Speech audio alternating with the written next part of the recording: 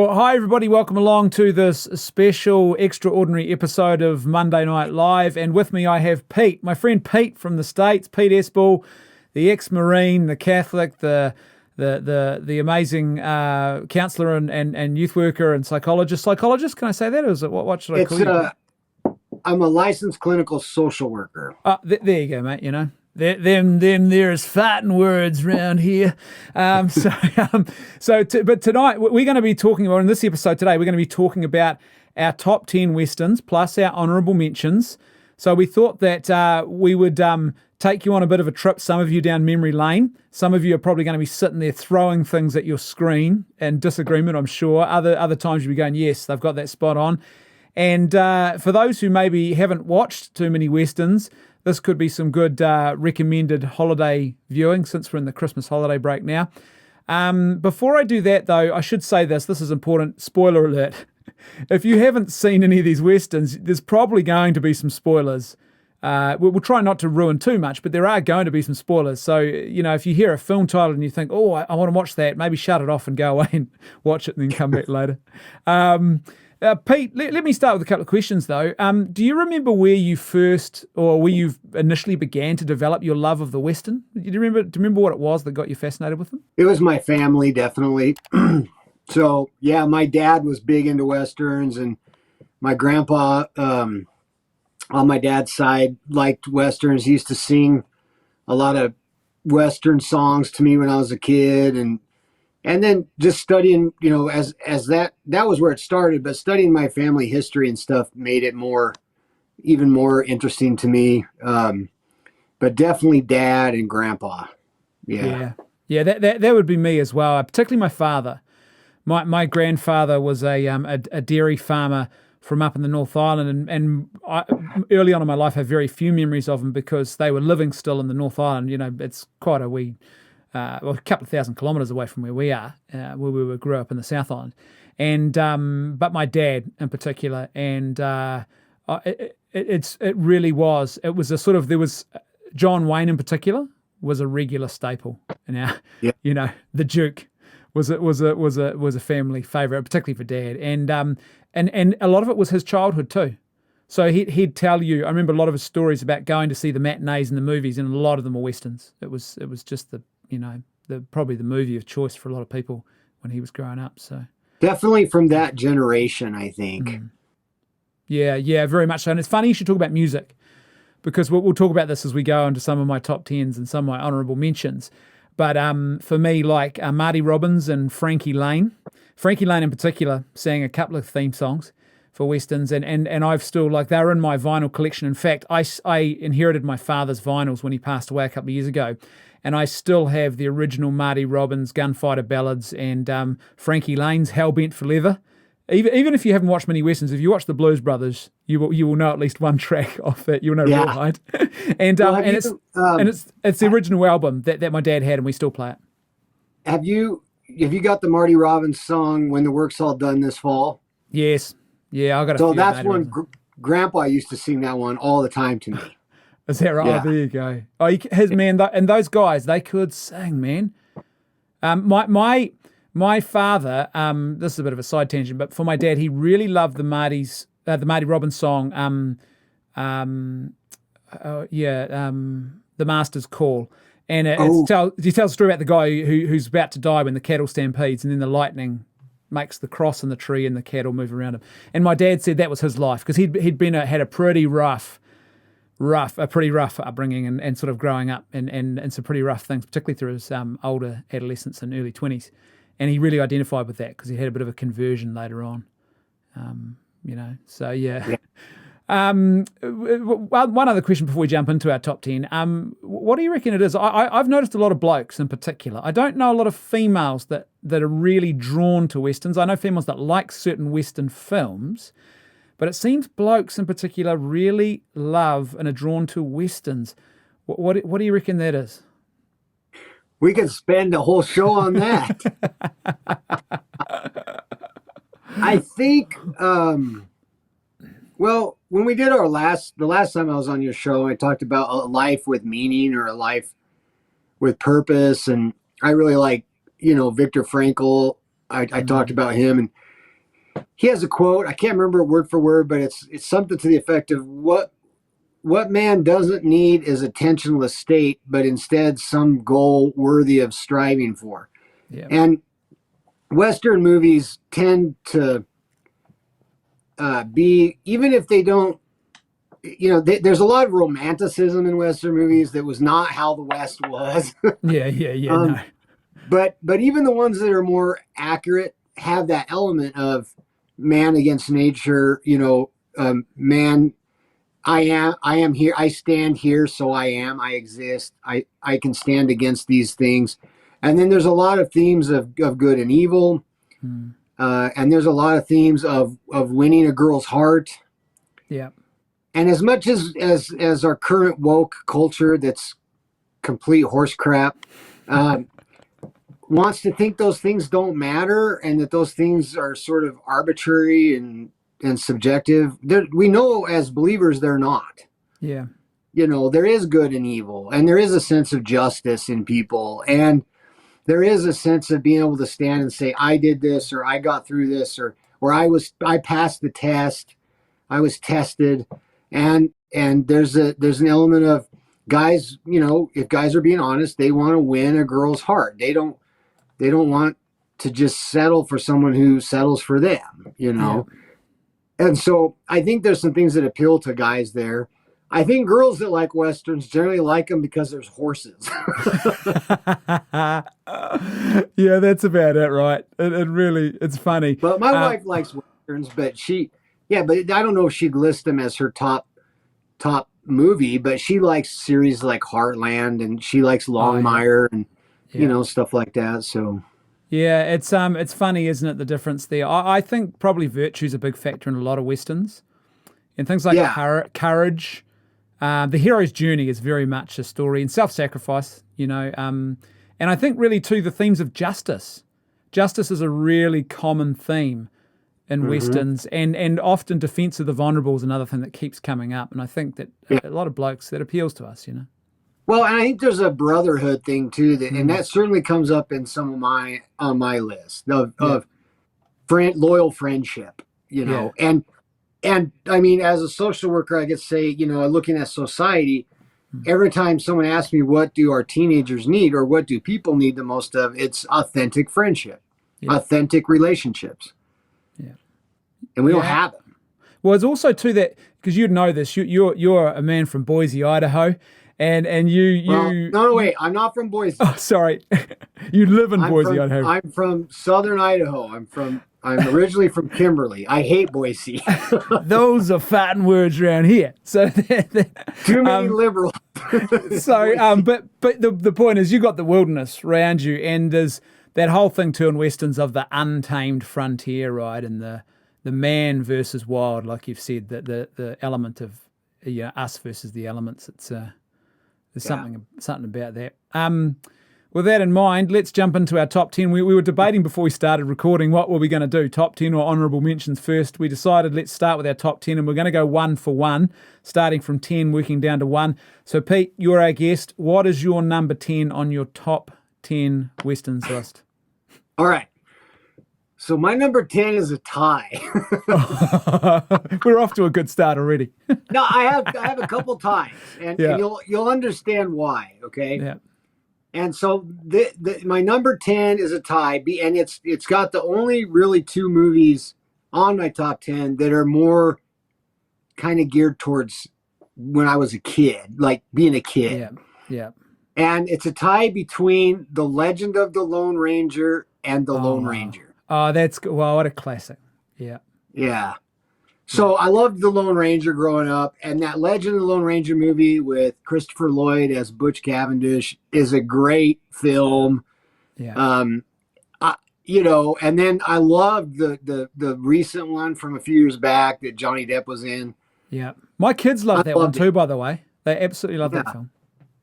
So there's good themes in that too, I mean, The Lone Ranger was one of the, if you go back into the 60s, that was one of the first films that started to look at how the Native Americans were treated.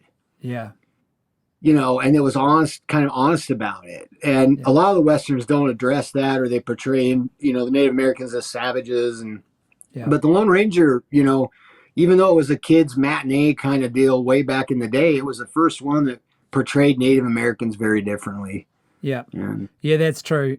Which is interesting. That's a theme in my number 10. So my number 10 is The Searchers from oh, 1956. And what's interesting about this film is I love the cinematography in it. That opening shot of for those who've seen it and remember, where it starts in the doorway of the cabin going out into the wilderness and then it ends in that same shot. And there's lots of different bits of cinematography that are really great throughout it. The wilderness is almost like another character in it.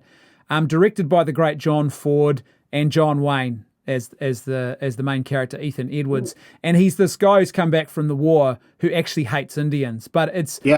and in this film they actually portray and they show you the perspective of the Indian tribesmen and the tribal elders and what they're actually having to endure. And it's actually quite fascinating as a film, and that's one of the hallmarks of this movie. What's interesting too about this film is it is consistently ranked in the top 100 movies of all time, and not just westerns, but movies. And it's always ranked in the top 10 usually of Western.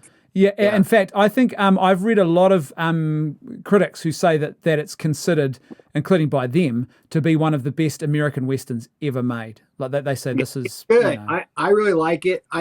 I think that I remember the first time I saw it as a kid, and it was frustrating. Yeah. I found it very frustrating as a kid to watch that film because it was probably one of the first Westerns where the good guys don't really win. No. No one really wins in that film. Yeah. But it was very frustrating. They couldn't find the girls. And, John Wayne, clearly there's a lot of bigotry in his character towards Native Americans. And you're trying hard to hate the Native Americans as a little kid because, all the other Westerns, it was cowboys and Indians. And you're sitting here going, well, I don't get it. Like, by the end of the movie, I remember going, well, the Native Americans don't look like bad folks. What, No. Like kind of what's going on here.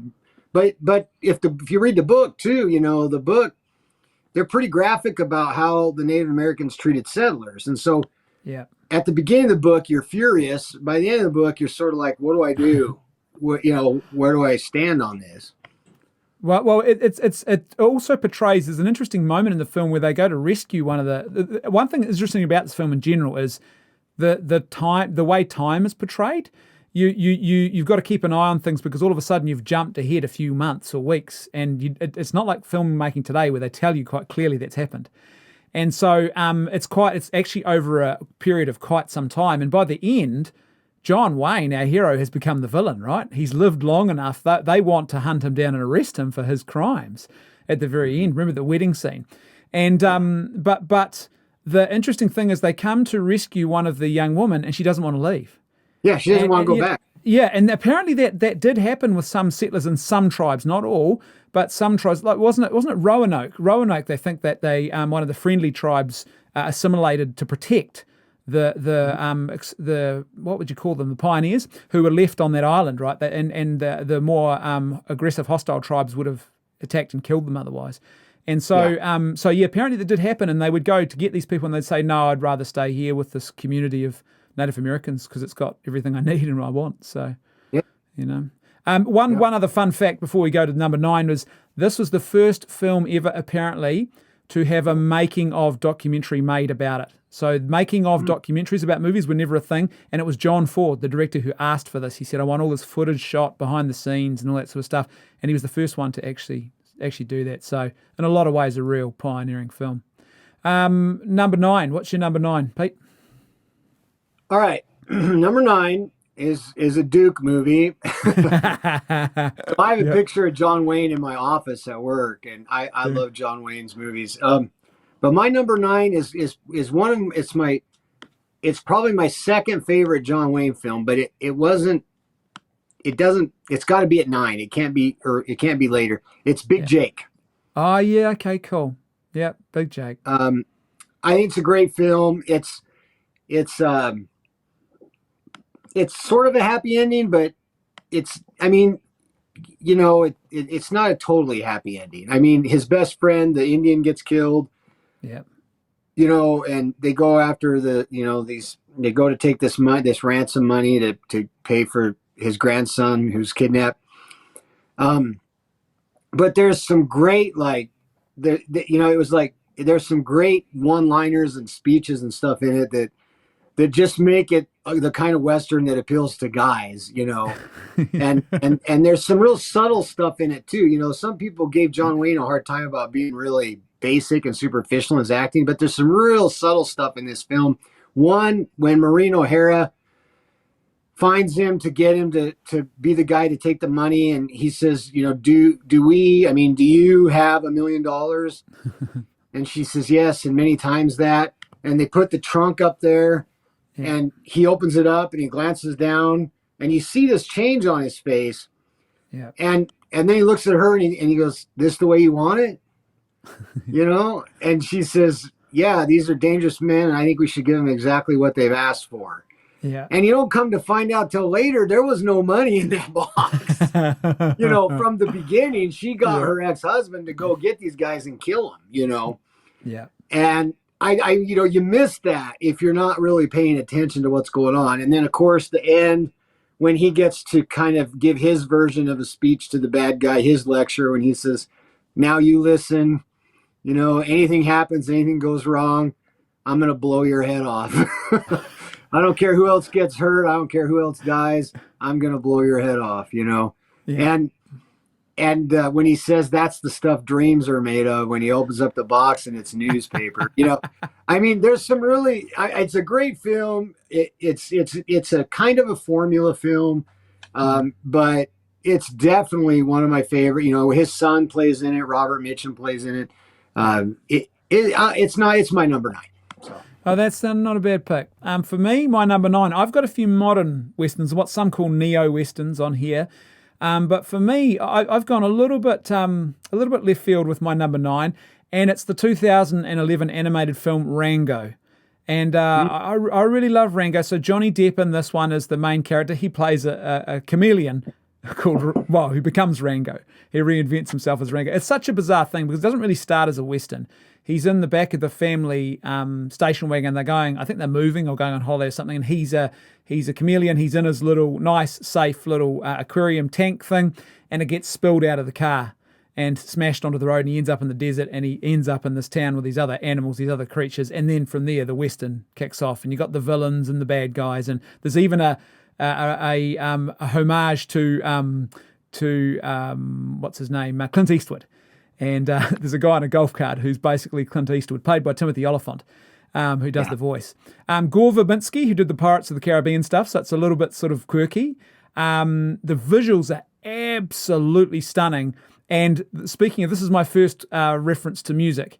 There is a brief appearance of the song Water, sung by, I remember the Frankie Lane version, but a few singers did a version of that song, including Marty Robbins as well, actually.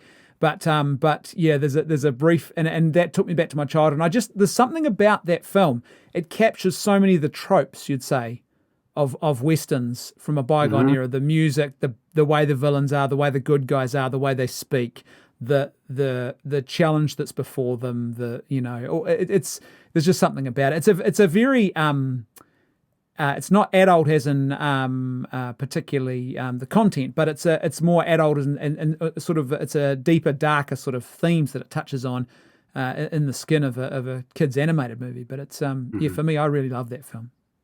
Yeah, I've seen it. I don't remember it very well, but I never would have thought to put it on a Western list. But I know that, and honestly, I quibbled over this one. But it was the only one that was sort of a bit out of left field. I thought, no, I really love. There's something about it. It just captures the imagination of there's so many. It's like when you see a film with Bruce Dern in it, it's that kind of a thing where you're like, oh yeah, that takes me back to another time and another moment. He's a guy that keeps appearing in these sorts of films. Or you see John Wayne in a film, it has a sort of almost like a mystical, emotional quality to it. It's definitely. So what about you? Your number 8. What's your number 8? All right, so now I'll reference music. This film is good. I'm not gonna, it's a good film. But I'll tell you, the reason it got on my my top 10 list has to do with its influence with its soundtrack, and that's The Good, the Bad, and the Ugly. Yeah, good call. So probably the best composition for any Western ever made, you know. And there's some interesting themes in it, but it's very much, you know, two bad guys and one kind of bad guy all going after money. Yeah. So it's not a whole lot of honor in this movie, you know. I mean, no. but the soundtrack's amazing, and I really believe Quentin Tarantino was probably a fan of Sergio Leone's directing, because there's a lot of silence and body language in Sergio Leone's stuff. You know, I mean, their characters will sit and stare at each other for 3 minutes before something happens, and there's all these other things going on and tensions building, and I think that movie does a really good job of using those tools without having to resort to the stuff that movies do today to build tension. Yeah, you're right. It's a great film, and it is considered a classic, rightly so. Of course, it's got the other great favorite in our house, which was Clint Eastwood. But that famous theme song that you just play that track, Morricone, isn't it? Enrico, and Morricone's famous soundtrack, and you play that, the whistling, everyone knows what that is. It's interesting too that it's for me, this was a film I was so torn about. It didn't make it into my top 10, but it was one that was just outside. It's in my honourable mentions, but it was really came down to that. My dad was a big Clint Eastwood fan. I like Clint Eastwood and I like his films, particularly the films he's made, but he's not like, if I was going to say who's your go-to action or sort of Western star, it wasn't for me Clint Eastwood. So just for that reason alone, I had to push something out, and that missed out. What's yours? Well, my number 8, again, it's modern, and it's The Assassination of Jesse James by the coward Robert Ford, 2007 film. Funnily enough, directed by a Kiwi, born here in New Zealand, Andrew Dominic.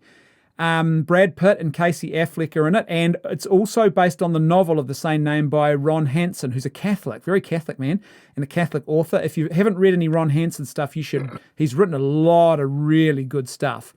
And the soundtrack by Nick Cave and Warren Ellis was kind of different for what you'd see in a Western film.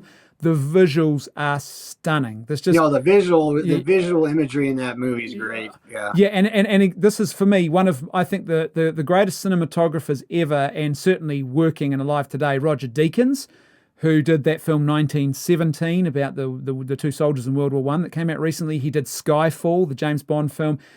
He's worked a lot with Denis Villeneuve, so he did the new Blade Runner. He did Sicario, so he uses a lot of natural light and a lot of so you have candles without artificial lights. He'll film at night with just a candle and things like that, and so you get a lot of that sort of cinematography in it. And the storytelling for me is just so captivating. Like, I normally hate monologues, when you got a narrator narrating, but this one, it worked. It just worked where they had that narration, and because it's written in the old sort of style that probably someone writing back then would have written, and so it's it reminds me of like if they were like if the guys making movies back then had what we have now, that's what a movie would look like. Yeah, that's what I think of when Yeah, and I think too, for me, maybe it's a bit of an arm's length thing as well. My dad, we grew up, we knew the legend of Jesse James. We just knew that story, and it's obviously something Dad really. I think he was one of those kids. Well, in fact, I know he used to read the cowboy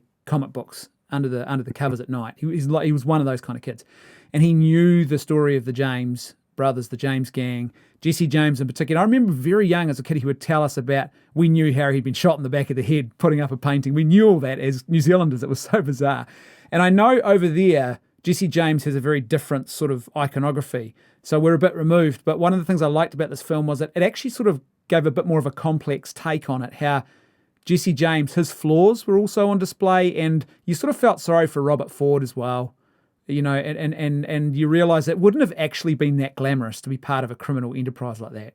That there would have been actually quite violent and rough men. And that's how you survived. So, yep. Number 7, what's your number 7? All right, this is my second tie. But you'll understand. So the first one is what I would call more of a modern Western, although it's at this point 20-something years old. And then it's tied with an older Western, and they're both about the same event, but you really can't have one without the other, even though they're very different takes on it. Yeah. And that's a tie between Tombstone and the gunfight at the OK Corral. Oh, wow. Awesome. Yeah. Good So, choice. I mean, Tombstone was a great film. You know, historically, it had problems like most films do, but it was actually closer to the way Yeah. things went down at the OK Corral than the movie The Gunfight at the OK Corral was. Yeah. And Tombstone had couple of my favorite actors. I mean, it had Kurt Russell, who I really like, and it had Val Kilmer, who I really like. Yeah. Um, As Doc Holliday, he was great, eh? too, but what's that? As Doc Holliday, he was great, Val Kilmer. Oh, he was fantastic. Yeah. There's a lot of cool stuff in there. The theme of friendship, the theme of loyalty, you know, things like that. And even the theme of limitations. Probably my favorite part of the film, even though this didn't happen historically, Doc Holliday did not kill Johnny Ringo. But but when Kurt Russell is talking to Doc Holliday, you know, Wyatt, and he says, "I can't beat him, can I?" And you know, Val Kilmer says, "No, you can't." Yeah. You know, and he says, "All right," and so why? And he goes, "Well, because he's that bad of a man." You know, he explains why he's such a bad person. And then, you know, Doc Holliday goes and kills him. And so that didn't really happen in history, but in the movie, I really like that, the way they play that. And then the gunfight at the OK Corral, I won't say too much about that. It's an old film, but Kirk Douglas is in it. And I really like Kirk Douglas. I think he's a great actor, and I know he's had a lot of accolades, but I don't think he's had enough accolades. He was such a versatile actor. And you know, so I just really got into that movie and as well. And but again, it's the event that causes the tie. Yeah, I think I like Tombstone better, but I can't say Tombstone and not have Gunfight at the OK Corral in there. Yeah, that's good. Funny, because both of those are on my honourable mentions. The gunfight at OK Corral almost made it into the top 10. It was so tight. And for me, that's one I remember as a kid. It's got a Frankie Lane song in it. Frankie Lane singing Gunfight at OK Corral, which everyone knows in our house. And I recently watched this rewatched it, with my son. And he loved it. He absolutely loved it. It just, it held up for him.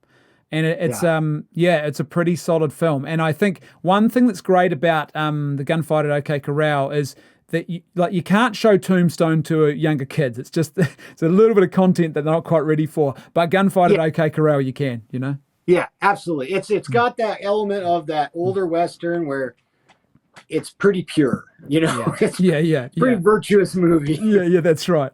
Doc Holliday's a lot better than he probably was in real life. Yeah. Yeah. Well, has Wyatt Earp made it anywhere on your list or not? Yeah, see, I put that in my honourables again for the same reason as you. It's sort of, I see it almost like a trinity of films when I add Wyatt Earp into that mix of Tombstone. I didn't think Wyatt Earp was great of a film. No, it's okay, but I liked where that the elements of Tombstone are in there, but there's a whole lot of other stuff, I think. And Kevin Costner, it felt a little bit like, let's get that guy who's really big at the moment, and we'll get him to play Wyatt Earp. You know, had that going on. My number 7. Well, again, maybe like you a little bit. I got a blast from the past and a future. That's the same version of the same film, and it's 3:10 to Yuma. Now, the one that's made it into my number 7 is the original 1957 film. For me, that's the one I grew up with. It's the one I love. It still holds up. I watched this again recently with my kids, and although the girls were a little bit like, "Oh, Dad, this is not that good," my son loved it. And there's so much going on in this movie. So there's some beautiful cinematography, all black and white. But there's a beautiful scene in the opening there with Ben Wade, who's the villain. Mm-hmm. Now, in the new one you remember in, was it 2007? It's played by Russell Crowe. But in the original one, the villain, Ben Wade, is there in black and white with the girl behind the bar when they've just robbed the stagecoach. And there's this beautiful side-by-side of their faces. They're not actually standing side-by-side, but they're put together side-by-side by the director, and this sort of beautiful cinematography to show the relationship and everything else. It's quite beautiful. There's some baptismal imagery at the end, almost like Shawshank Redemption, a guy getting washed at the end. Frankie Lane, 3:10 to Yuma. I love that song. And of course, it's in the original, not the new one. based on an Elmore Leonard story. And what's a couple of interesting crossovers here. Shane, which made it onto my honourable mentions list, stars what's his name, Van Heflin, and Van Heflin played the dad, Joe Starrett, and Shane. He plays Dan Evans, the father in this one as well. And what I love about this is, and I think particularly the new version with Christian Bale playing Dan Evans, is that they really capture the essence of this father who's a man of virtue, who knows he must do the right thing. And even when everyone else abandons him, they offer him money to walk away, he still doesn't do that. He does the right thing because that is the right thing that must be done. And especially you get that sense, his son looking up to him as well, that he must show his son what an honourable man does, even if he's alone. There's so much in that film I really love. Well, it's on my honourable mention list too. 310 to Yuma is on my honorable mention list, and it's both of them. Yeah. And I think the second one, the first one's really good. I like first one. I think the second one reinforces that theme a little bit better of you do what you say you're going to do. Yeah. And you do the right thing regardless of what everybody else says or what everybody else is doing. Yeah. And if you can die with that, then you've probably done something, you know, and it's, I don't know. I agree. It didn't make my top 10, but it is on my honorable mention list. Yeah. There's another one we'll get to on my top 10, which also covers a similar sort of theme, the man alone against the villain when everyone else has abandoned him. And it's very much in that era where, the whole McCarthyism was starting to come into force, and they were sort of, there was almost a witch trial element around Hollywood at the time. And so there's definitely a reflection of that sort of era as well. But it also holds up because these are natural law truths, about virtue and goodness and courage and stuff. So definitely. Number 6 for you. What's your number 6, mate? All right. So number 6 is probably one of my top two or three favorite Westerns. Yeah. But it's not good enough to be at number 1 for best Western ever. Yeah. And it's it's the Cowboys. Yeah. Oh, good choice. Cowboys. So you've got Bruce Dern, as the villain. You've got amazing support actor in Roscoe Lee Brown as the cook. Yeah. It's a coming of age kind of film. It's a dealing with death kind of film. John Wayne dies. Yeah. It doesn't have a happy ending per se. Well, it's in that era, right? It's early 70s, isn't it? When they're starting to make those sort of a bit more gritty, darker sort of. A lot of cinema was like that. Well, and to get to into my top 6 or 5, it's not going to generally have a happy ending. I didn't put any movies in there that romanticize the West. To get into my top ones, that's got to be realistic about what the West was like. And I think the Cowboys is close. I don't think a bunch of kids are going to outsmart a bunch of dangerous outlaws, but that's the movie part. But then the dealing with death, and John Wayne, lost his sons, and and so now he has a second chance with all these kids, and I don't know. There's just, I really like the film. I love the film, and I think my favorite is there's some great lines in the film. Yeah. You remember actors and cinematography. I remember lines, and I love it when Bruce Dern says, "Do I look like the kind of man that would beat on an innocent boy?" And John Wayne says, "You look like the vermin-ridden son of a bitch that you are." I love that line, Oh, man. And I also like when they're going to hang Roscoe Lee Brown, and he's praying, and he goes, "Above all, forgive me for those men I've killed in anger, and for those I am about to." That's right. Oh, yeah, you're right. There's some greats. And I think Slim Pickens, he was in that film, wasn't he? Slim Pickens was in there as a very young Slim Pick, yeah. It's sort of quintessential Western. It's a great film. It's a great film. Well, my number 6, interestingly, I've gone a little bit off the reservation here, and this was a recent discovery. Well, recent, probably 4 or 5 years ago, but it's a film from 2014, so it's very new. Definitely a more modern Western. It's called The Dark Valley. It's originally in German or Austrian. It was called Das Finstere Tal, which is the Dark Valley. And it's directed by a guy called Austrian filmmaker. I'll say his name here. I've got it written down in front of me. Andreas Prochaska. And he's done a couple other films, but this was sort of one of his bigger ones. Sam Riley, who's the English actor, and it plays the main character, Greta.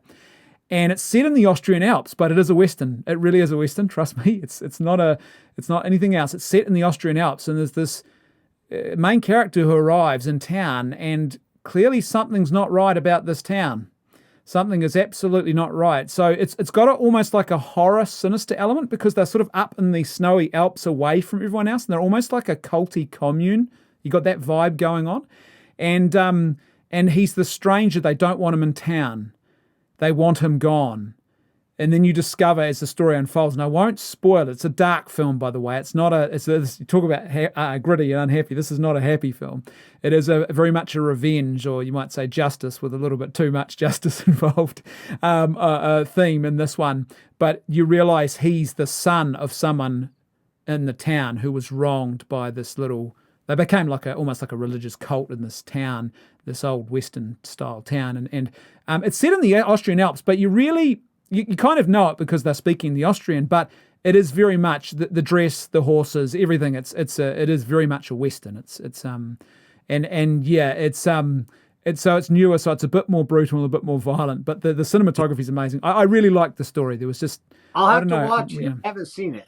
Yeah, it's hard to find too. I've been wanting to purchase it on Amazon on iTunes, and they just don't have it available. But I believe Amazon in some countries, but I can't even get it in New Zealand. I think I watched it on Netflix a few years back, but yeah, I quite liked it. So there you go. That's me. What about number 5? Number 5. Okay, so now we're getting into the top 5 here. I should say, by the way, folks, when Pete and I first discussed this show, it was going to be our top 5 Westerns, but it was just impossible. And even our honourable mentions, we've got more honourable mentions than we have top 10. So yeah. Oh man, yeah. So I spent a lot of time thinking about my list, and I had to put some films outside my top 5 that I really like the Cowboys, and Big Jake and stuff, because I just didn't think they had everything they needed to be in that top 5. And so my number 5 for me is Hang 'em High with Clint Eastwood. Oh, classic. Good choice. So you talk about justice and the law and how the law is supposed to be blind. Yeah. And, so there's all these themes in there. These guys hang him and he wasn't guilty of anything. And this is at a time in the country, when people would hang people. I mean, that happened in the Old West. And you wonder how many times they got it wrong, so he goes as a marshal to go track him down. And some of them, you feel kind of sorry for him, but the judge is like, no, they broke the law. And, yeah. And then Clint Eastwood starts to develop sort of this this moral indignation kind of with the judge's style, and is going to quit at the end. And the judge says, yeah, you go ahead and quit. But here's the deal. Right now, the only thing that stands between good and evil in this territory is me. Yeah. And my marshals. And so you can judge me for how I act and how I decide things, but you're not really in a position to do that. Now, when this becomes a state and we have all these other things, well, that's fine. But right now, if people like us don't stand up and enforce the law, then there is no law. Yeah, there's a sort of sense too, isn't there, of it's almost like Dirty Harry in the West, in a sense. You almost get that sort of. This is one of those films, I think, that really cements Clint Eastwood's reputation, and that sort of as the hard-nosed lawman. That Dirty Harry very much carried on. Yeah, I think maybe initially, but he starts to have issues later. He starts to second guess, I think, some of it.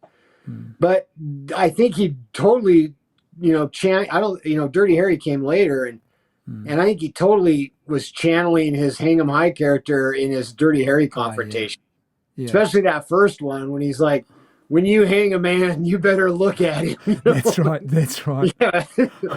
I mean, there's some, but there's some deep stuff in that film, and And then the fact, something that some people miss is that like he's kind of fallen in love with this lady who was raped, and but yet then he's questioning like the reach of the law.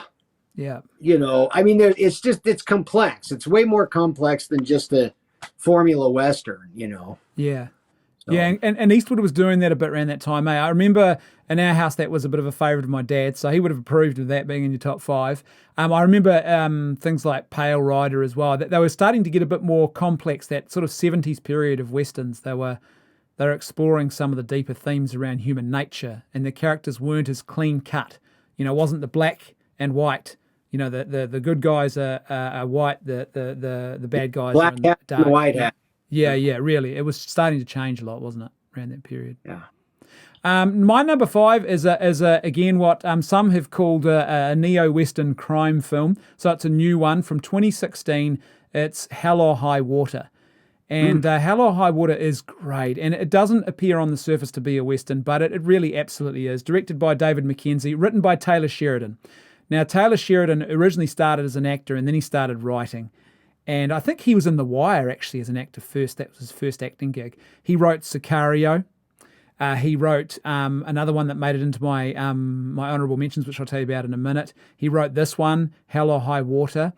He wrote, for those who've seen the TV series Yellowstone with Kevin Costner, it's which I really love. He wrote that. It's just a great film. Chris Pine and Ben Foster. Ben Foster was in the remake of 3:10 to Yuma. He was the second in command to Ben Wade, to Russell Crowe's character. And so Chris Pine and Ben Foster are two brothers, and it starts with them robbing banks. Jeff Bridges is the Texas Ranger, and he's also got a fellow Texas Ranger who's an Indian, and they have this whole, it's quite racist actually, banter back and forth, but they're really good comrades, and they're hunting down these two brothers who are robbing banks. And it starts out at the beginning, and you think this is a typical sort of crime film. They're bank robbers, they're just young louts, probably on the hillbilly heroin, the Oxycontin or whatever, and because it's set in the modern times, and you think they deserve everything that's coming, and then you discover as the film progresses why they are robbing these banks, and you realize no, in actual fact, they are the ones who are in the right in this, and it's actually it's a really good film. Really, really it's good hard film. to talk about it without spoiling. Yeah, and I don't want to do that too much if I can help it, but it is a great film, eh? Yeah, that's a good. It is. It's a good film. I wouldn't have thought of it for this, but I could see why. Yeah, I could see how it classifies as a Western. Definitely. Yeah, and for me, it's interesting. I think one of the big things that really flags that, because several of my top five are more modern Western or neo-Westerns, they call them. But this film in particular, it's really, I think the Jeff Bridges is the lawman.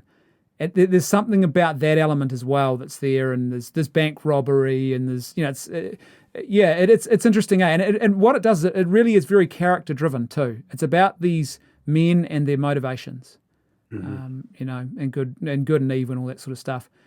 Pete, for you, number four, what's your number four? All right, well, here we're getting close down to the wire here. Number four is sort of a tie, but not really. Yeah. It's kind of a pick, but it's True Grit. Oh, yeah. Which version? And I don't care. Yeah, okay. Awesome. That's what I mean. It's a tie, but it's not. Like, they're both good. I like them both. I know some people didn't like the new one, but I think the new one is a little more realistic. Yeah.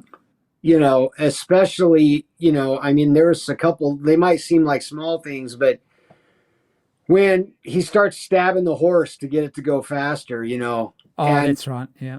And, people watch that and they're like, oh my gosh, that's terrible. I go, you don't understand the role of animals in the building of the American West. There were situations where you died or your animal died. Yeah. And I'm friends with a lot of hound hunters, and they use hounds to hunt bear and mountain lion and stuff. And it's like, they always say the hardest thing about it is that there are pets, but they're a tool first. Yeah. And so, I mean, it's just to me, it was a little more realistic. And the ending, I thought, was a little more realistic as well on the newer one. But of course, the original, it's the only one John Wayne got an Academy Award for. Yeah. It has a great ending. It's a it's a happy ending, but when she says, "You're far too old and fat to be jumping 4-rail fences or whatever," and he says, "Well, come visit an old fat man someday." Jumps his horse over the fence. They're both good. I mean, you got to love Robert Duvall in the original, and we forget how old Robert Duvall, Yeah, I know, because he's been around that long. Amazing. Yeah, but the new one was good. They're both great. The story is timeless in a sense. It was a book first, and so that's my Forest True Grit. That's good. We're going to be talking about that on my list in just a moment as well, so we'll come back to that one. For me, my number 4 is the 2017 film Hostiles, and I didn't think I would be as big a fan. This is a film that has really grown on me. There is a bit of revisionist history in this film, let's be clear about this, but I like the themes that it tackles. So directed by Scott Cooper, Christian Bale is in it, Rosamund Pike, and Wes Studi. Wes Studi is, for a long time, has been the sort of Hollywood go-to actor when you want an Indian in a film, but he's a very, very good actor, and so Wes Studi plays this aging Indian chief who's dying of cancer, and Christian Bale is this U.S. Army cavalry officer who's been told, you've got to escort this Cheyenne war chief who's previously been an enemy with. You've got to take him back to his family and to the homeland so he can die there in Montana, I think it is, isn't it? And he doesn't. They start out with this absolute animosity, and Christian Bale very much is what you would imagine a very jaded PTSD man who's been involved in acts of genocide would have been like. And so they are absolute enemies at the beginning.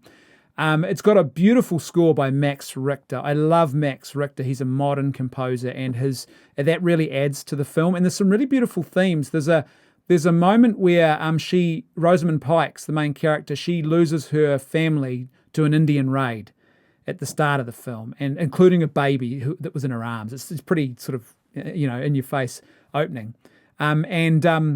But she ends up on this journey as well, because she's got to go back somewhere from the fort where she fled to go back to, I think, to Montana. And so they take her along on the journey. And she sort of becomes the sort of the gentle feminine conscience that really starts to change and really eat away at Christian Bale's character. And at one point she asks him, "Do you believe in God?" Because I think he's reading a little New Testament or something. And he says he makes some comment about suffering in the world. And she has this beautiful thing about this is the Lord's rough ways. She calls it. Harry forms us through suffering. It's really, really beautiful stuff. Ultimately it's a film about forgiveness and redemption. And it's this character a journey that Christian Bale's character goes on, from hatred of a race of people to actually at the end being there. It's not soppy. It is not overly sentimental and false. He's still a rough guy at the end, but he is now a champion for these Indians who, and you see it as they go on the journey, stage by stage. So there's the chief. There's I think he's got 2 daughters and a son with him, and all of a sudden, stage by so at first they are chained up tight, and then they, bit by bit, the chains come off. Then they become like an actual little community. I really love that film. There's just something about it. And I know there's a bit of revisionist history in there. It's perhaps more of a hopeful take on things, but yeah, I like the themes. I think they're really important themes about forgiveness and redemption. Those come up a lot in good westerns and in any good films, I think.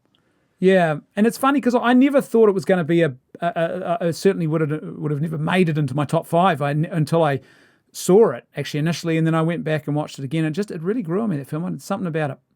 All right, number 3 for you, Pete. What's number 3? We're getting into the business end of the season now. So what's number 3 for you? Well, we've already talked about it. My number 3 is The Searchers. Good choice. So I just, I knew when we decided we were going to do this that The Searchers would be in my top 5. Yeah. I just wasn't sure where. Yeah. And I think I got it in the right spot for me. But we've already talked about it, but there's a lot of complexity in that film, and it, like I said, the first time I watched it, I felt frustrated and confused as a kid. And I think that's good. My favorite children's story was the first story that didn't have a happy ending. Which was what? It was a Shel Silverstein book, actually, Lofcadio. Okay. Yeah. So I think that good art, good film, good literature, it's got to evoke something in you other than just, you know, everybody lives happily ever after, Yeah. and so the Searchers, that's my number three, definitely. Like I said, we've already kind of run that one over the coals, so.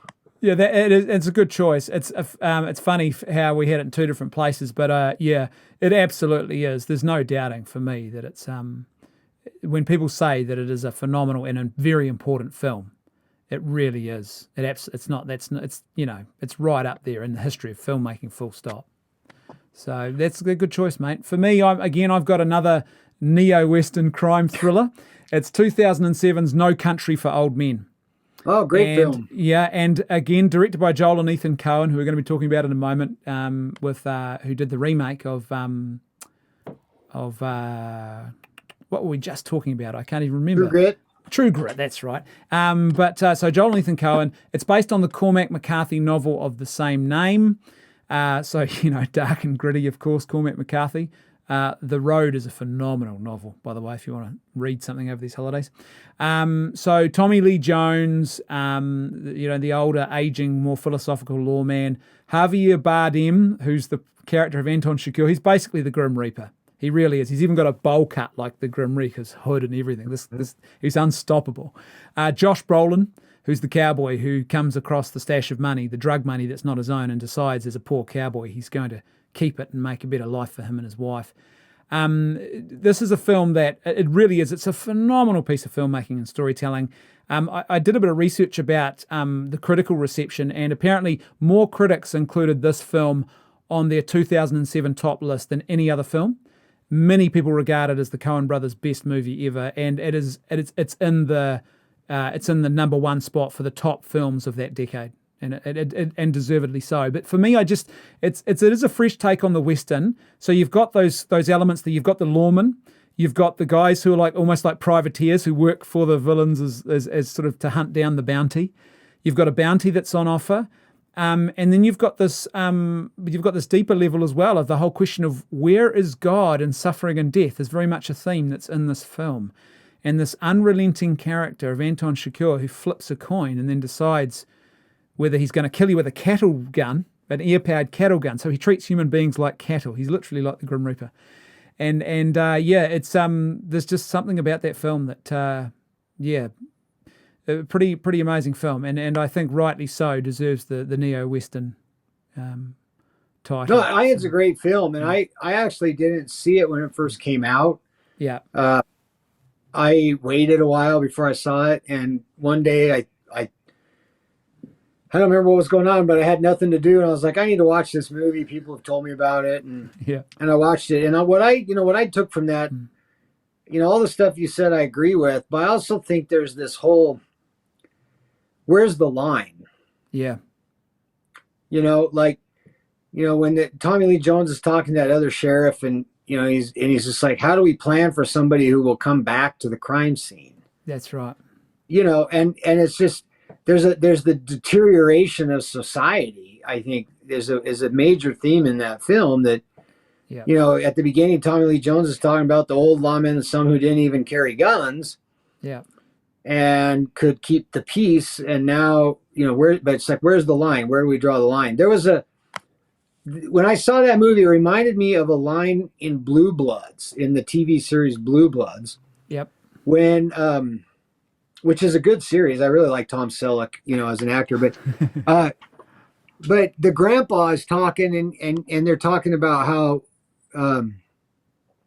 things are different now, and you can't do things the way they did in law enforcement before and everything. And they're mad at the grandpa because he's still friends with this ex-mobster. And he says, you can talk about how things are different now or how things are better or whatever else. He goes, But back when I was doing this, he goes, everybody knew where the line was, and they knew what it cost to cross it. Yeah, good point.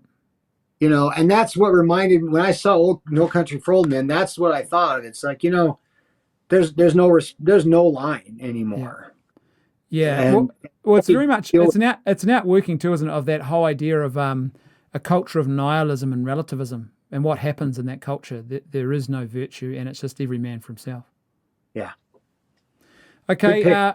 What about number 2 for you? We're in the top 2 now. This is, and for me, these were really strong cemented places, but gosh, it was hard to get the 1, 2, and 3 in order for me.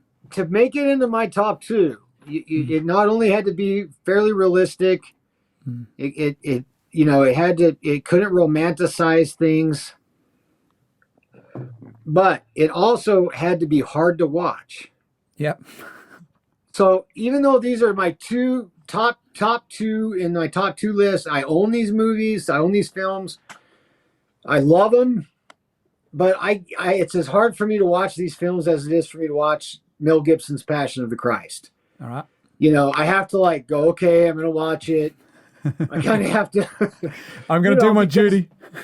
Yeah, they do something in here and they do something in here to me that I just have to go, man, I'm going to experience a lot of emotions when I watch this film. Yeah. So number 2 was technically a mini series, but Lonesome Dove. Oh yeah, what a classic. Yep. So you've got Duvall and Tommy Lee Jones, great actor. I mean, they're magic on the screen together. There's a million themes in this, and all whatever it is ends up being, I think, about 6 hours. Yeah. I think there were 4 installments of an hour and a half each. So, can I ask a question? What was it when you were growing up? Was that on TV? I remember as a kid being broadcast on TV here. So I know that some people are going to go, well, this is proof that Pete's kind of the Idaho redneck. But in my tiny school that I went to, where there were 63 of us in the graduating class, that came on when I was in high school, and every day at school, we were talking about what happened for that week. I mean, it was that's what was on our mind, and. But there's a lot of themes in this, I mean, there's the theme of friendship between Augustus and Call, and they're very different, I mean, they would not be friends if it weren't for the fact they were both Texas Rangers together at one point. And, Call is the hard type A, no nonsense, no feelings, and Gus is just as tough, but he understands human nature better and is more forgiving and laid back, and they sort of switch places, in the course of the film, in a lot of ways, and so you've got this theme of loyalty and friendship, and then you got these complex things going on where they build their cattle herd to go north by stealing, and they're former Texas Rangers, and they're stealing from outlaws down in Mexico who stole those cows. And, I mean, it's like, and then you've got the themes of survival going on in so many different ways in that movie. Lots of people trying to survive, trying to eke out an existence, and then you've got the theme of justice, this old outlaw that they come across, who they never caught. They come across him, and it's been years since they've encountered him, but they're going to get him because that's what needs to be done. And then one of their good friends goes on the wrong side of the law, and they hang him, and he was one of their best friends. I mean, and then just the toughness of the. I think it does a good job, based on what I've studied about the Old West. I think it does a good job of showing how tough guys were. Yeah. That you didn't get a choice. You couldn't go, well, I don't think I want to deal with this. I think I'd rather just go home, and it's just like, no, you don't have an option. You have to deal with it or die. Yeah. Yeah, that's a good point. I think also too, this is it was a television event. You just don't see those kind of things anymore in that way. No. It's one of the last that I can remember that was actually like a television event, I mean. Yeah. That kind of ended by the mid 90s. You didn't really see. No, they were all gone, right? Yeah. Yeah. And everyone was watching it together at the same time. Yeah. It was quite. There's an all-star cast. I mean, Robert Duvall, Tommy Lee Jones, Robert Ulrich, Ricky Schroeder, Angelica Houston, Steve Buscemi was in that. A very young Steve Buscemi. That's right. I'm trying to think of some of the other names. They're not coming to me right now, but Danny Glover was in it. He was Dietz. Didn't they do a wasn't there a Return to Lonesome Dove or something? Oh, it's terrible. And it was awful. I remember they tried to cash in on it. It was Return to Lonesome Dove, wasn't it? There is a sequel that Larry McMurtry wrote called I think it's The Streets of Laredo. That's right. Yeah. Good book. But you know, they did a prequel too. The Comanche Moon was the prequel, and that wasn't a bad Western. It didn't make my honorable mentions though, or my top 10 list, but it could have been done a lot better. But the book's fantastic. If you're a fan of Lonesome Dove, Comanche Moon is a fantastic book. And Streets of Laredo is good, but they're not happy endings. I mean, they're real. This is what life is, you know. And yeah, that's good choice. But great film, great soundtrack too. Yeah, that's good choice. That's an excellent choice. Well, my number 2 is the 1952 legendary classic High Noon. You know, directed by Fred Zinnemann, Gary Cooper as Marshal Will Kane. The villainous Frank Miller, who he's put in jail previously, and it's his wedding day, of course. And then news comes that Frank Miller has been released very unjustly and prematurely from prison, and that he's planning to get his brothers and the gang together to come and to kill Marshal Will Kane. And so what's interesting about this film is, I mean, it is one of the all-time greats of cinema, and it's definitely that theme. 3:10 to Yuma, the same sort of theme. This is the one I was talking about. I was just going to say, same thing. You know, Man Alone. And even more so, what's interesting I love about this film is that it's actually a married couple. So it's like a family that has to save the world. And I remember as a kid watching it just thinking, why won't his friends stay with him? They all started as best mates at the wedding, but they all abandon him as soon as they're afraid for their own lives. They leave him. And what's also interesting is he had a choice. He could have actually left town, but he stays. And there's a sort of sense of a higher virtue, a higher calling you don't ever walk away from. That's sort of, it's really embedded in that idea, you know. Just to interject real quick, I'm a big fan of Louis L'Amour books, and there's a quote from I can't remember if it's the book Flint or the book The Man Called Noon. Yeah. But he talks about how if good men don't stand up, then all we do is make it harder for the next people to come along. Yeah. Right. And I don't have it. I've posted the quote on Facebook a few times. I don't remember it word for word, but it's to that effect. You can run from it, but then you just dump that burden times 10 onto the next people. Yeah. You know, and so anyway, that thing is real strong. Yeah. And that's a good point, right? He doesn't want the sense of duty, but it's not a misplaced sense either. It's a very rare thing to see today because people would just rather be comfortable. It's kind of a To Kill a Mockingbird sense of duty. Yes, it is. It really is. Obviously, the whole McCarthyism of that era is very much alluded to in this film, but what's going on here is much deeper. There's a very important virtue and truth at stake here. I read a book a couple of years ago, interestingly enough, and it was some testimony from people who survived Marxism in Soviet Russia. So they survived under the Soviet communist regime. And apparently in their family, their Christian family home, this was one of the movies they regularly used to watch, and it was like a teaching tool for their kids about virtue and about standing up to evil. And it was actually a really important sort of almost like what would you call it? Almost like a reflection or a meditation for them on how they had to live their lives as well in the midst of this evil that just seems so overwhelming, and especially when your neighbors would turn on you. It's a great, and it still holds up. Holds up today. It's about an hour and a half long, so it's not long. There's a fascinating shot, and I don't know if it's one of the first ever, but there's in the opening of the film, there's that horse and carriage where the rider rides into town, and there's a camera mounted on the carriage, following it, tracking in with it. The first time I've seen it in a Western of that age or a film of. So there's some. It's a good film. I'd forgotten about that. I'm trying to think if I've seen that in other. Yeah, and I couldn't recall a film of that age.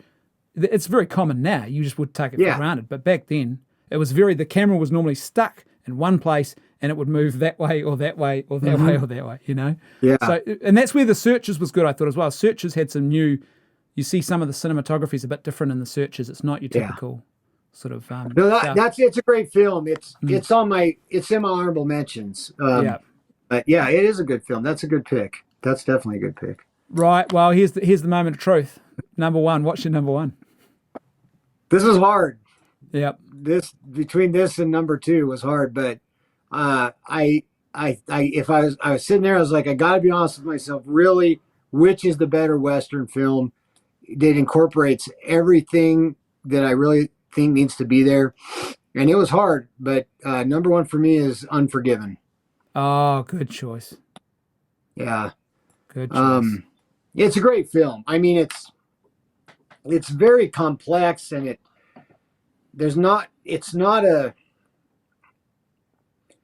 it's barely an action film. Yeah. It's a drama. It's a drama, yeah. And you can love and hate every character in it. Yeah. Who's right and who's wrong in that film. It's pretty hard to decide. Yeah. And I like that about it a lot. I like the gray areas. Yeah. Well, that was a film too, right? It's sort of it's almost like you get the sense that Clint Eastwood is deconstructing the sort of the macho myth of his previous characters. He's trying to give you a sense of reality about what it would have actually been like. Until the end. Yeah, that's true. He couldn't help himself. I imagine the film studios would have said, nah, you've got to end this according to some sort of formula. But who's right and who's wrong in this film? I mean, that's the thing is, it's for those that haven't seen it, the premise is there's this guy who was a terrible, terrible guy, William Money, and he killed men and women and children and did all these horrible things. And then he settled down and had kids, and his wife died, and he's trying to raise his kids. And then meanwhile, these two ranch hands go to a whorehouse, and one of them cuts up one of the women. And so the sheriff, played by Gene Hackman, great actor, deals with it the best way he can. And he's got some, even Gene Hackman, talk about love and hate a character in a movie, I mean, when he handles that whole situation initially, I love his line when he's going to whip these two cowboys as punishment, and then he decides instead that they got to pay they got to bring in their horses and all this stuff and pay for like basically restitution. Yeah. And the lady that runs the whorehouse says they aren't even going to get a whipping. And he says, haven't you seen enough blood for one night? Yeah. Yeah. I mean, there's some real wisdom in that, but anyway, these ladies, these prostitutes put out a bounty on these two cowboys. And so this guy comes to William Money, to Clint Eastwood's character, and says, hey, I'm going to go kill these two guys and collect this money.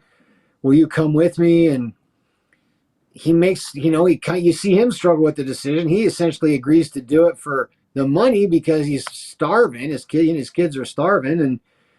And then along the way, they find ways to kind of rationalize why they're doing it. And then they get Morgan Freeman involved, who is his old partner. And I mean, and you watch that film and I don't know who, I don't know who was right and who was wrong, really. I mean, and I think that's the point, though, isn't it? It's the whole moral complexity of these people and their lives and what they do and don't do. I mean, for me, it's a film that I think also, I don't know about how you feel about this, but it feels a bit like, to me, like a film that revived Westerns a little bit. It breathed new life into them in a sense. Clint Eastwood was back. Yeah, I would say, I think it did. I don't know how many that was what, 92, I think, 91. Yeah, early 90s, isn't it? Yeah. I saw it in high school, my senior year of high school. I just can't remember if I saw it in the fall or the spring. So I don't know if it was 91 or 92, but I mean, there were some Westerns that flowed from that, I think, but I just, every time I watch it, it's just, I really like it. And I see something different in it I like every time I watch it. And I think that it's interesting that he goes back, after all this happens, he goes back and moves, and it says it was rumored that he was successful in dry goods, I mean, and so he kind of I think this is kind of the duality of man that they talk about in like Full Metal Jacket. I mean, how do you become this cold-blooded killer again, and then just put that back on the shelf? And don't we all have a little bit of that? I mean, it's interesting. It's a great film. I love it. I got to give props to the guy ending. When he goes in the bar and he's been drinking again, so he's, and he says, "Who owns this establishment?" Well, that would be me. And he just shoots him, That's right. That's right. He just shot an unarmed man. And Clint Eastwood says, "Well, he should have armed himself. He's going to decorate the front of his store with my friends." Yeah, that's right. There was some great lines. And then Morgan Freeman tries to do the right thing. He's like, "I'm not going to do this. I changed my mind." He leaves. Yeah. And then he ends up getting caught and killed, and he didn't even do anything, That's right. Yeah, I mean, it's then the boy that talks money into going and doing this kills one of the cowboys, but then can't live with himself, and he's like, I don't want to do this. I don't want to kill anybody anymore. And my favorite line, I always have lines from movies. I'll end with this, but it's when that kid is trying to come to terms with the fact he just killed a man, and he's drinking, and he goes, "Yeah, well, I guess he had it coming." Yeah. And Clint Eastwood says, "We all got it coming, kid." Yeah. Yeah, that's brilliant, wasn't it? Yeah, that was great. That was a great writing. So. Well, this was a film too, I think, because Clint Eastwood directed it, right? It was the film that really put him on the map as a director. All of a sudden, he went from being that action guy, Dirty Harry, to oh gosh, he's actually he's a good director, and that's been his trajectory ever since, really. Yeah, and they filmed some of it in Idaho too, as I recall. There's some great landscapes and stuff in it, and high mountain landscapes, and that's a good choice. Good choice. Yeah, that's good. It almost made it into my top 10, but it just wasn't quite in there for me. I had to fit Rango in there. So you had to fit Rango. Rango pushed out. That's terrible, isn't it? Purely emotional pick. My number one is True Grit. And it's I like both, but it's the 2010 remake for me that I really love. You like the remake? Yeah. So again, Joel, Ethan Coen, the Coen brothers, Jeff Bridges, Matt Damon. In fact, the original, right, was, who was it? Glenn Campbell was in the original. Remember, he played Matt Damon's character, LaBeouf. And Haley Steinfeld, she was great as Maddie Ross. There was something about the way that character was played. Rooster Cogburn, of course, is a sort of a legendary character. They tried that terrible sequel. Remember with who was it? Katharine Hepburn and John Wayne in it. They made that Rooster Cogburn film in 1975, and it's just it's terrible. That was a cash grab. I think I got to ask you. The Coen brothers are notorious for early climaxes in the film. Yeah. And I always wonder, like, I thought they did a great job on True Grit, but it had to drive them crazy to kind of have to follow the formula, I mean, because you can't really change the story, No. And you can't change the order of events. No.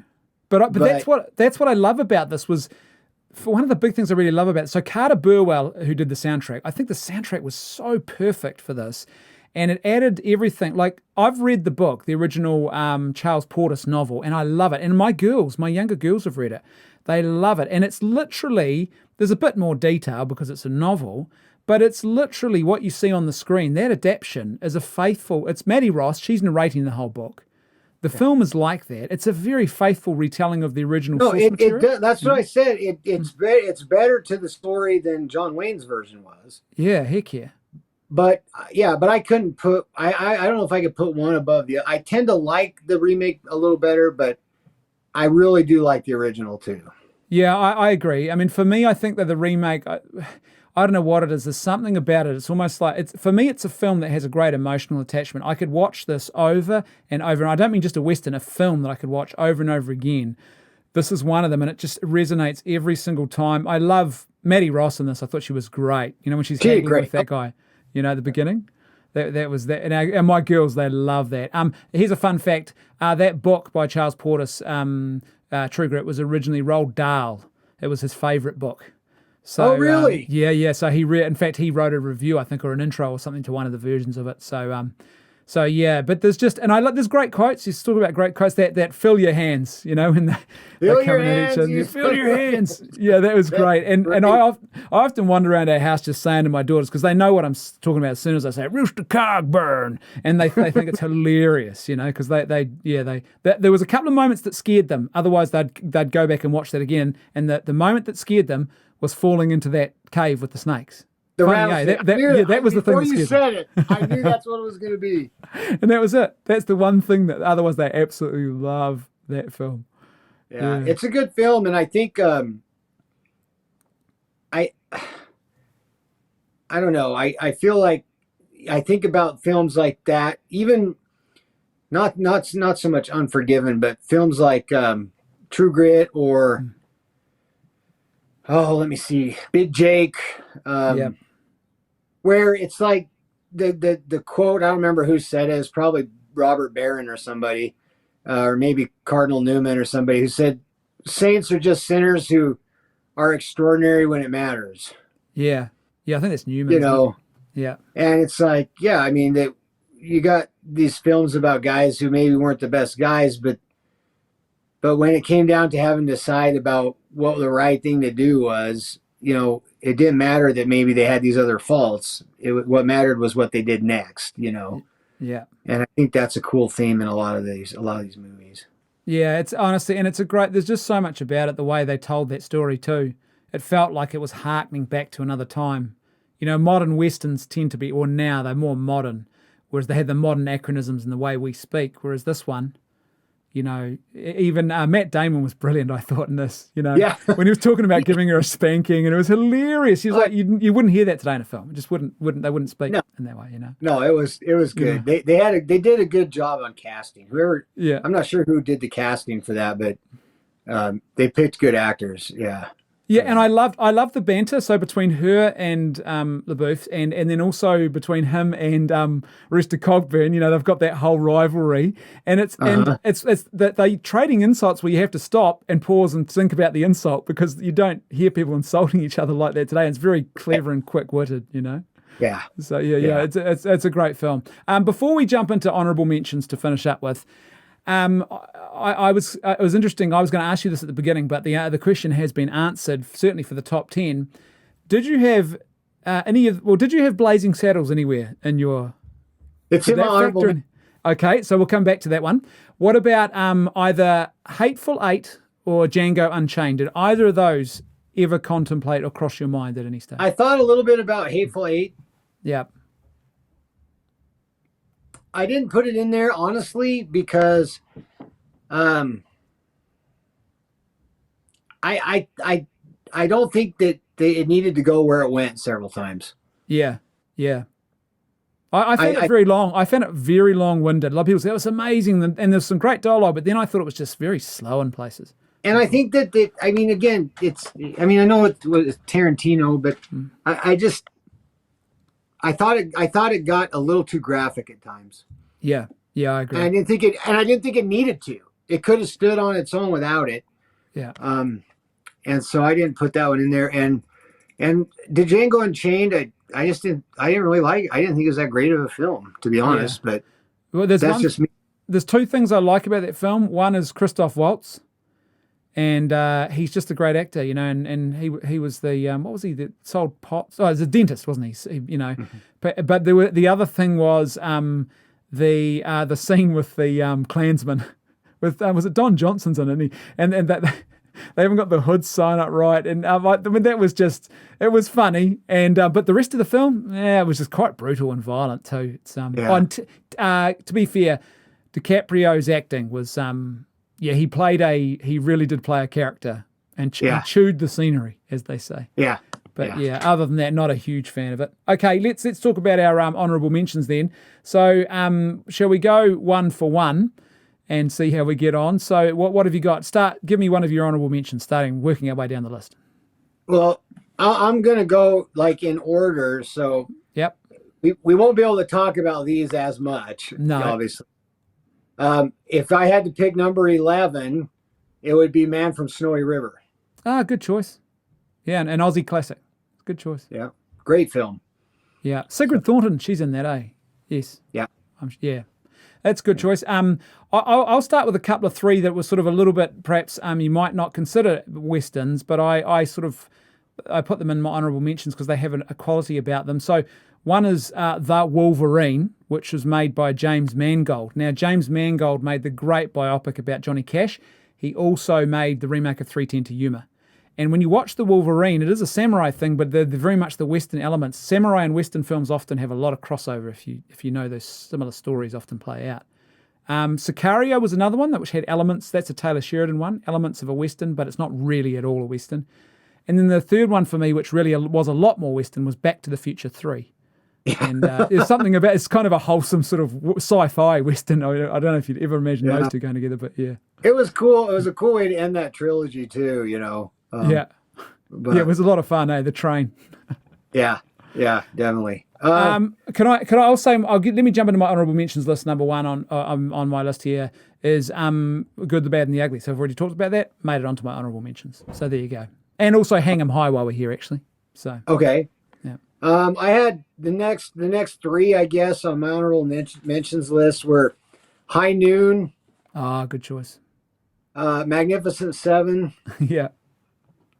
And which version? The Man Who Shot Liberty Valance. Oh, that's good film. What is your which version of the Magnificent Seven? The one with the old one. The original. Yeah. Yeah, the original.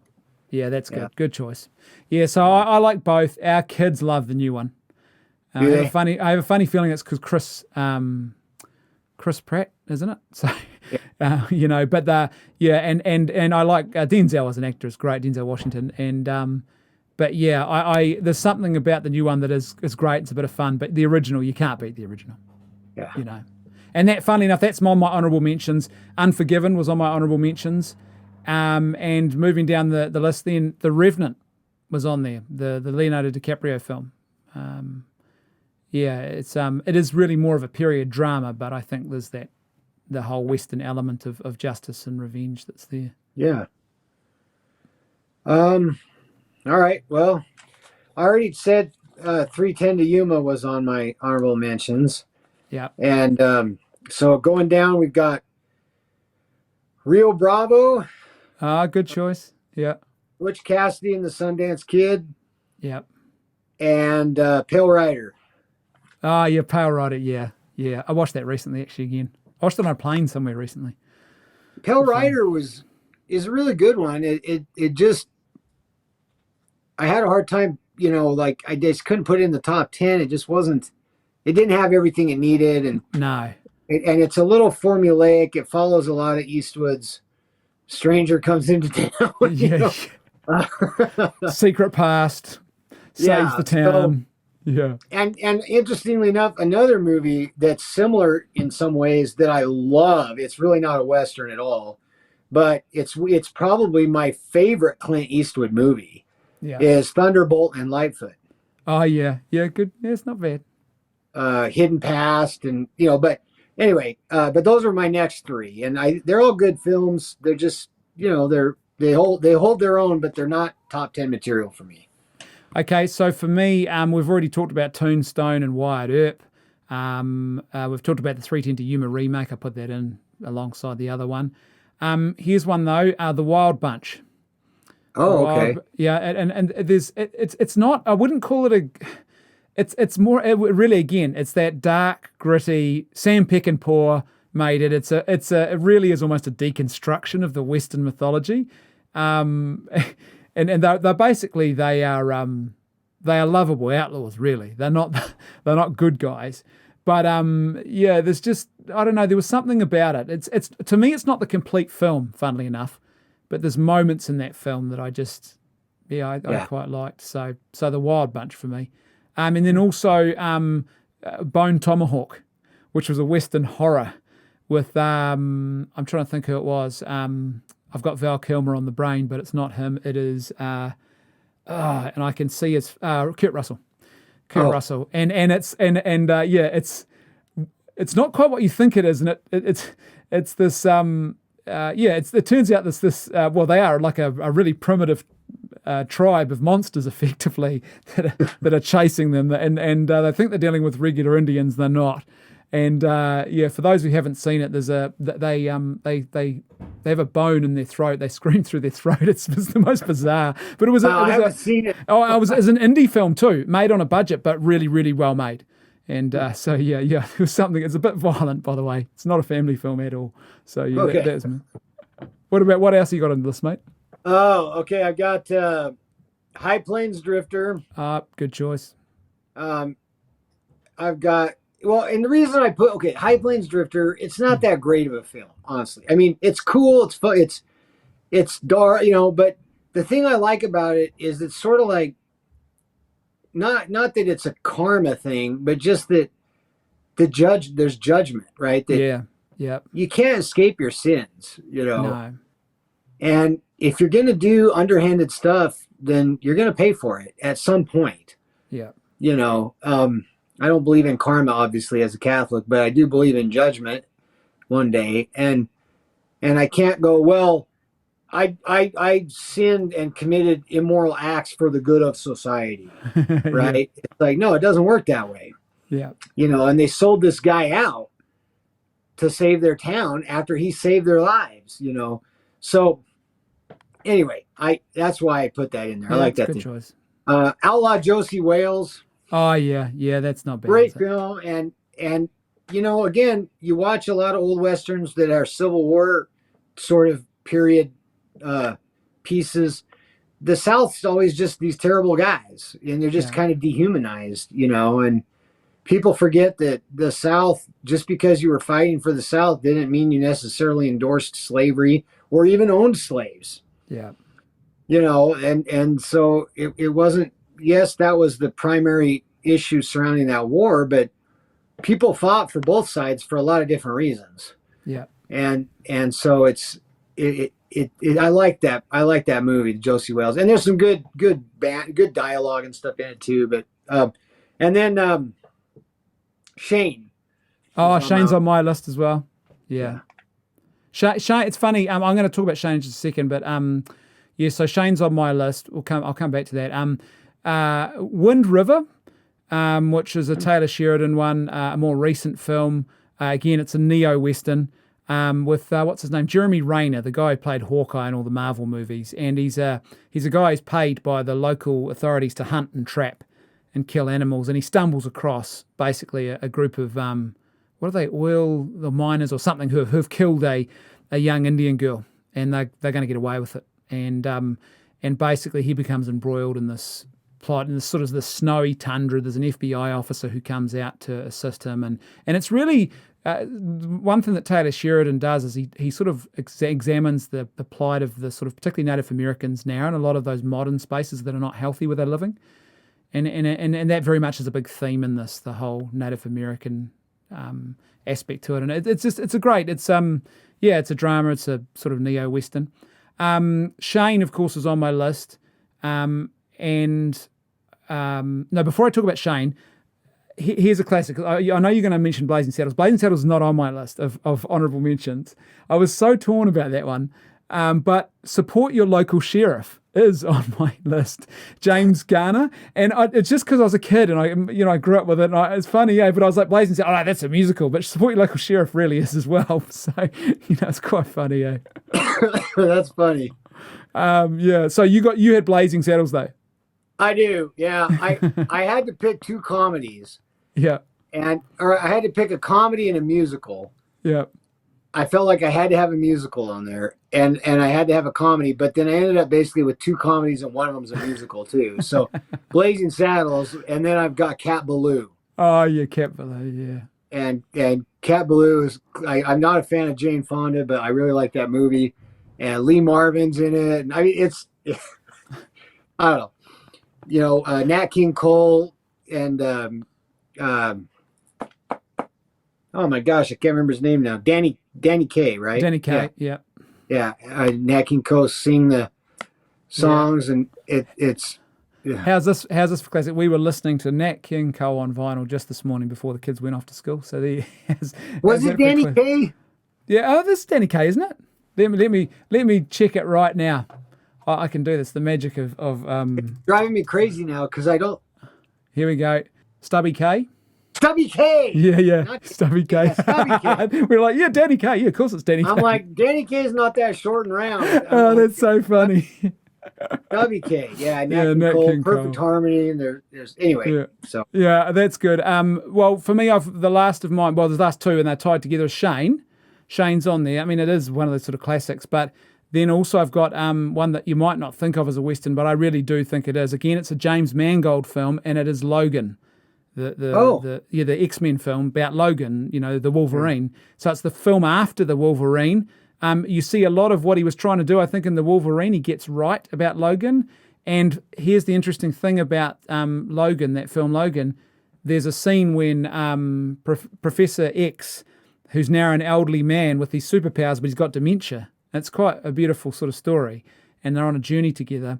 And he's sitting in a hotel room, and he's watching that scene from Shane, that famous scene where he gets on his horse and rides off. And there's so many things about that, because there's the Logan movie is a very similar sort of story that you've got going on. The guy who saves this sort of family and from the evil villains.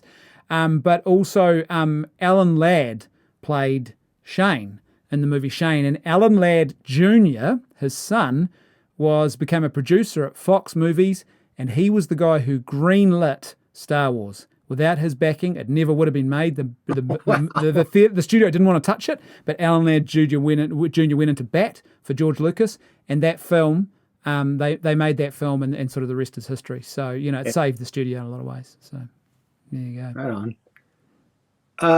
I guess I had more than 13. I've got 3 more on my list. Yeah, spit them out. Tell us what we got. Young Guns. Oh, yeah, I was going to ask you. What did you think of that one? Yeah, okay, Young Guns. Yeah, I like that film. It came out at a time that movies were really over the top and stuff. But I'm a big fan of Lou Diamond Phillips. I think he's a fantastic actor. I feel bad he's never got to play a Filipino, which is what he is. He's always a Mexican or an Indian. That's right. Yeah.